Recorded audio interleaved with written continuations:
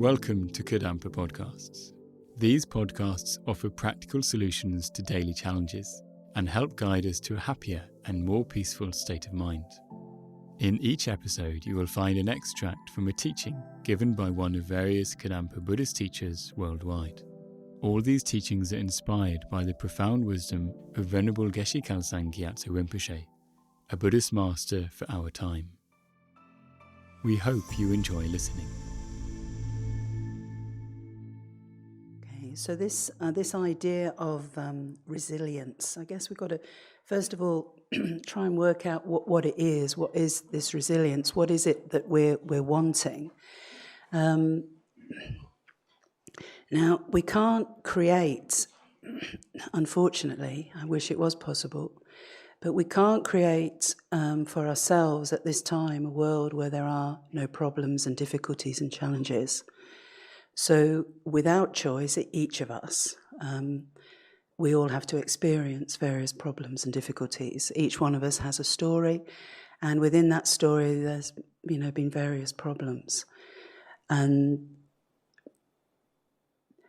if our resilience or our inner strength is built upon only good times, if we feel strong only when everything is going okay and we have no challenges, then this is really deceptive, because it's not possible to have a human life and to not have problems and difficulties.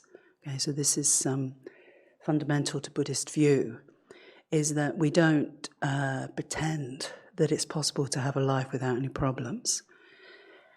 It's somehow being able to live a life with those problems and difficulties and challenges, and be able to bounce back, I suppose. So it's not that we don't crumble, it's not that suddenly we become so tough, nothing touches us. Still we feel pain, still we find life difficult at times, and sometimes we will hit the deck, definitely we will hit the deck. But a mind of resilience is one that's able to crawl itself back up again and give it another try. That's really what resilience is. I know sort of in our modern world there's a stream of thought that is like trying to teach that it's possible to live a life without any stress, any anxiety. But I don't think that's possible, actually. So sorry. I think there's always going to be some level of stress and anxiety and tension in our mind, because life is very challenging in many, many different ways, whether we're having to deal with big problems or just a day full of little problems. So there's always going to be some level of anxiety, some level of stress, some level of worry.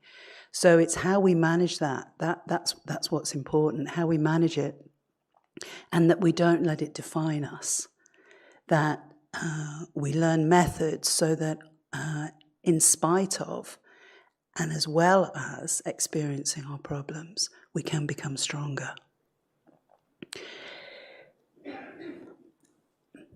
So Buddha sort of taught that actually ultimately, in many ways, a lot of the challenges and the difficulties that we face can help us to become the best person we can possibly be.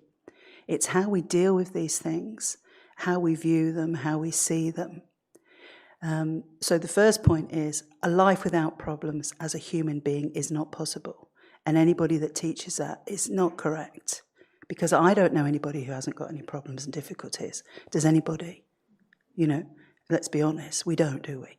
And they might be at this moment experiencing an easier life than what we are, perhaps.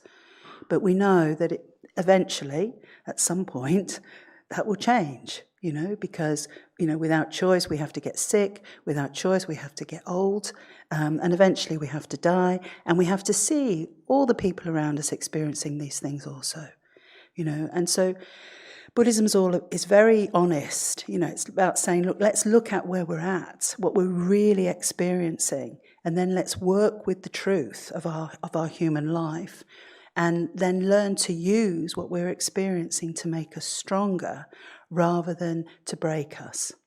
Because a whole life, many people are completely broken by the end of their life. And maybe not even before the end of their life, People break, don't they? So with a mind of resilience, what we're able to do is when these challenges and problems arise, we're able to dig deeper into our mind to find a hidden resource and to draw on that to empower us and enable us to deal with what is appearing. So it helps us to rebuild once we feel broken, so that we can rebuild. Now, we might not rebuild in the same way. We might not. I think once we've experienced various problems and difficulties, with each problem and difficulty that we experience, we change, don't we? Do you know what I mean? It's like someone close to you dies, you change. If you experience some illness, you change. So it's not that we because I think sometimes we have an idea of who we are, but it's actually not based on who we are now. It's someone who we were, perhaps before our problems and difficulties arose, and we're always fighting to try and get back to that person, and it's not possible because we're changed. We're different. Our problems and difficulties have changed us, and we are different. So one of the things we can let go of is this idea of getting back to something. We can let go of who we were and learn to begin to work with and accept who we are now. And that's changing also. And who we're going to be next week is going to be completely different to who we are today. Okay? So our challenges and our difficulties are not something that we need to reject. They're something that we need to learn to work with. It is not possible to live in this world and to not have problems and difficulties. And I know I'm labouring that, but if we think about it, it's sort of pumped into our society that it is somehow, isn't it?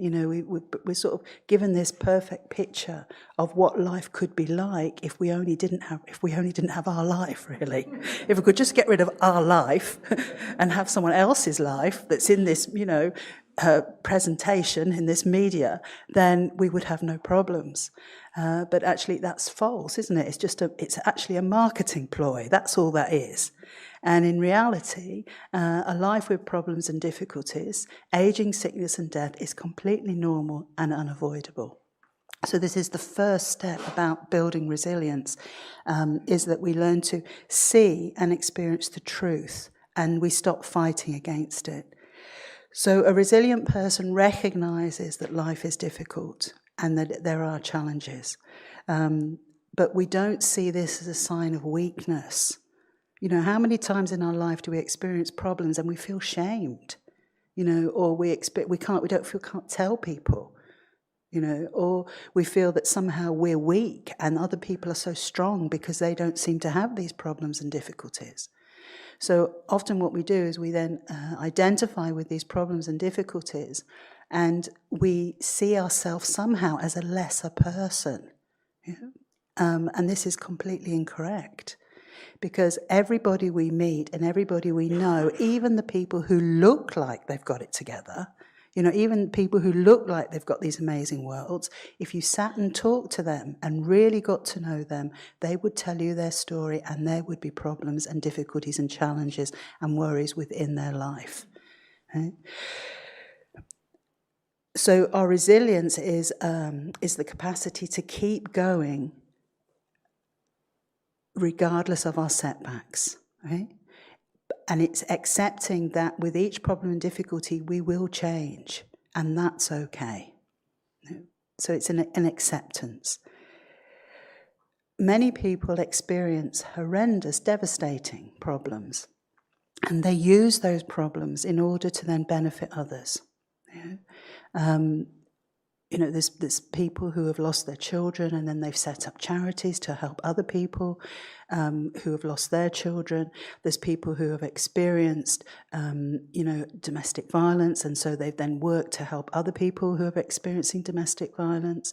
There's people who have experienced horrendous physical illness and disabilities, and they've helped other people to deal with these things. They're often in the media, aren't they?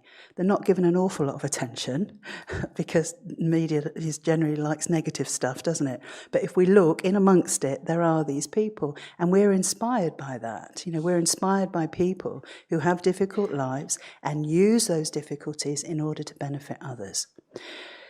So it is possible for human beings to use their problems and difficulties in a beneficial way, because we can see it in people in our society, in our world doing that. But it's also to have problems and difficulties and to end up feeling completely broken and discouraged. We also have many examples of that in our society as well. So it seems like we have a choice. And Buddha would say in many ways this is perhaps our only choice, because we can't choose if we're going to get sick. We can't choose if our partner's going to stay with us forever. We can't choose whether we're going to whether we're going to age. We can't choose whether we're going to die. All those things, they're going to happen one way or another.